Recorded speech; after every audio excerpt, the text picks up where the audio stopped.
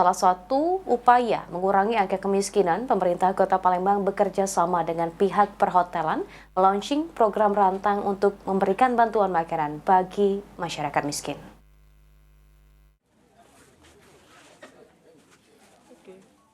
Berdasarkan data Survei Sosial Ekonomi Nasional yang dilakukan Badan Pusat Statistik Kemiskinan Ekstrim yang hidup di bawah Rp11.000 pengeluaran per hari, di Kota Palembang hingga Maret 2024 sekitar 6.800 penduduk atau sekitar 0,38% dari total 1,8 juta penduduk di Kota Palembang. Untuk itu pemerintah Kota Palembang bekerja sama dengan pihak hotel di Palembang memberikan makanan kepada masyarakat miskin setiap hari melalui makanan berlebih yang ada di hotel. PJ Wali Kota Palembang, C.K. Virgowansyah mengatakan, hari pertama launching program Rantang Palembang ada sebanyak 80 paket makanan yang diberikan pihak hotel kepada pemerintah Kota Palembang melalui Dinas Sosial untuk dibagikan kepada masyarakat miskin. Mudah-mudahan berkenan, bermanfaat, mudah-mudahan sehat-sehat. Yang membedakan program ini dengan program lainnya, program ini program yang dilaksanakan setiap hari.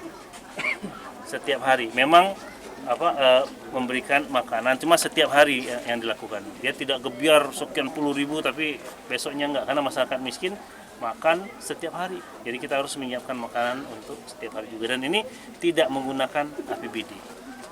Ini murni menggunakan makanan dari hotel, yang celah hotel itu. Sementara itu, Adhi Wahyu Prasetyo, Ketua IHMA Provinsi Sumatera Selatan mengatakan makanan yang dibagikan merupakan makanan yang tidak terkonsumsi, namun masih layak makan, sehingga program Rantang Palembang tidak membebani hotel yang ada di Kota Palembang. Karena tidak membebani perusahaan, tidak membebani hotel gitu ya. Ini adalah makanan yang tidak terkonsumsi ya. Jadi memang makanan yang masih ada di buffet prasmanan. Biasanya itu kita buang gitu ya.